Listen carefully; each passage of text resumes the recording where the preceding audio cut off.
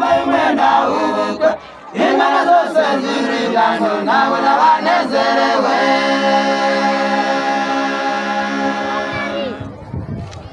dore ubukwe bw'ano ku isi ngo buranezeza abantu dore abakwe n'abasangwa baje kubwiziza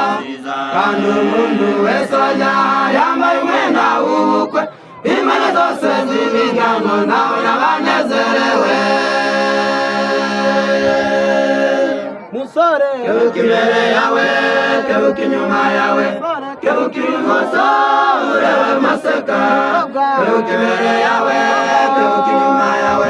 kebuka iburyo urebe maseka kebuka imbere yawe kebuka inyuma yawe kebuka ibumoso urebe maseka kebuka imbere yawe kebuka inyuma yawe kebuka iburyo urebe maseka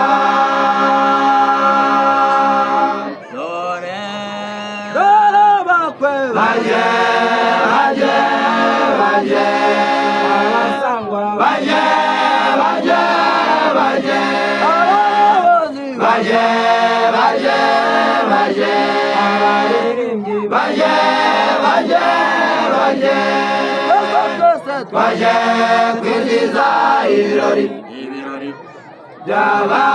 basore bacu bifunze kurushi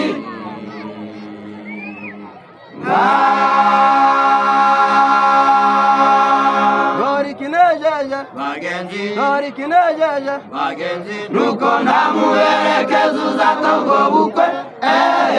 ahubwo twese tuzaba turi abageni ba Kristo kandi umuntu wese yambaye umwenda w'ubukwe tukimagira twambaye amakamba tukimagira twambaye amakamba tukimagira twambaye amakamba tukimagira twambaye amakamba tukimagira twambaye amakamba tukimagira twambaye amakamba tukimagira twambaye amakamba tukimagira twambaye amakamba tukimagira twambaye amakamba tukimagira twambaye amakamba basore nkunda bakobwa nkunda badiyakoni n'abarimu n'abandi bose ndarandoye amazina bifurije kuzata ubwo bukwe